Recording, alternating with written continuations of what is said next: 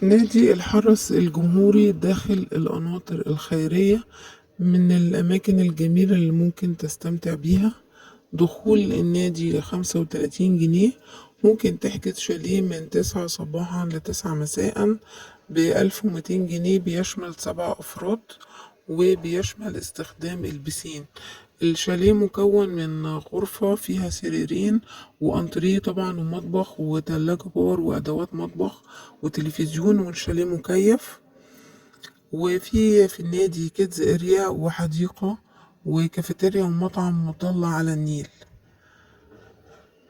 الشاليه مناسب قوي لعيلة ممكن تقضي دي يوز في القناطر الخيرية اللي فيها أنشطة كتير قوي، زي الشلالات وركوب الحنطور ومتحف العلوم المائية.